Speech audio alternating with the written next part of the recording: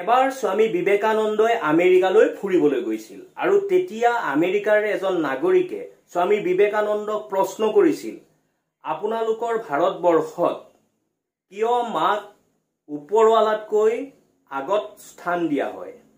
তেতিয়া স্বামী বিবেকানন্দই তেখেতক বুজাই দিছিল কথাষাৰ।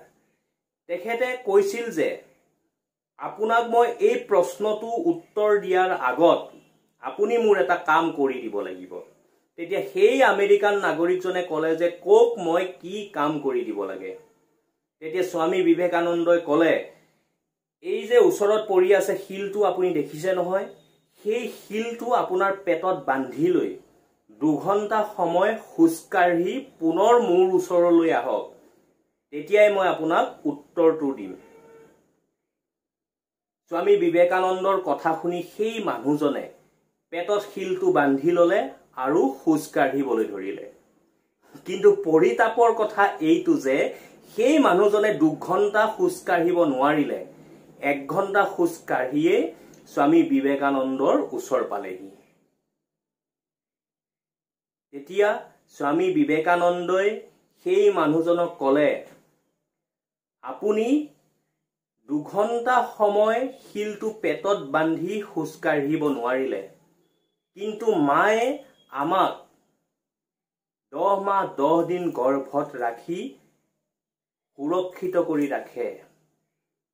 যিমানেই বিপদ নাহক কিয় তেওঁ সেই বিপদকো বিপদ বুলি নাভাবি আমাক বচাই ৰাখে।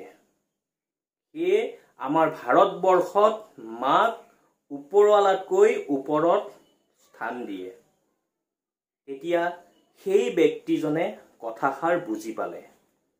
বন্ধুসকল, আমি যদি জীৱনত সফল হ'ব বিচাৰো, সফলতাৰ কাৰণে যদি আমি মটিভেশ্যন পাব বিচাৰো, তেতিয়াহ'লে মাতকৈ ডাঙৰ মটিভেশ্যন আৰু এইখন পৃথিৱীত একোৱেই নাই। মাৰ গৰ্ভত ভ্ৰূণটোৱে যেতিয়া জীৱ পায়, তাৰ পিছৰে পৰা মাক ইফালে লঠিয়াই সিফালে লঠিয়াই, কিন্তু মায়ে সেইবোৰক সহ্য কৰি থাকে। সেইবোৰ সহ্য কৰি প্ৰসৱৰ সময়ত 57 দল বিষ সহ্য কৰি আমাক জন্ম দিয়ে। আৰু শুনি আপোনালোকে আচৰিত হ'ব যে 57 দল বিষ মানে কিমান জানেনে?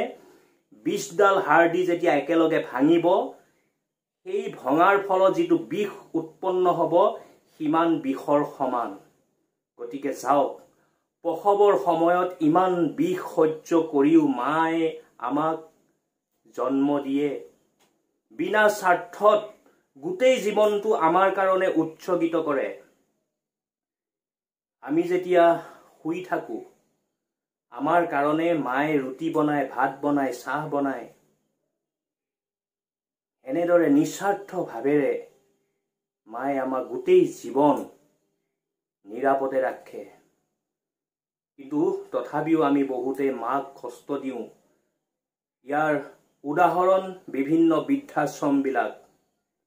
আমি বহুতেই অকণমানতে হাৰ মানিব বিচাৰো, কিন্তু আমি যেতিয়া গভীৰভাৱে মাৰ এক্টিভিটি লক্ষ্য কৰোঁ, তেতিয়া আমি শিকিবলৈ পাম যে মায়ে সন্তান জন্ম দিবৰ কাৰণে, নিজৰ সন্তানক ভালে ৰাখিবৰ কাৰণে কিমানখিনি ত্যাগ কৰিবলগীয়া হয়, কিমানখিনি ধৈৰ্য ধৰিবলগীয়া হয়। আপোনালোকে যদি জীৱনত সফল হ'বৰ কাৰণে মটিভেশ্যন বিচাৰিছে, তেতিয়াহ'লে মালৈ লক্ষ্য কৰক, মাৰ কথা মনত পেলাওক। মায়ে যিখিনি ত্যাগ কৰে সেইখিনি কথা মনত পেলাওক। আৰু শেষত পুনৰ কৈছো, নৈ সমান বব কোন, আই সমান হ'ব কোন। সেয়ে আইক সুৰক্ষিত কৰি সদায়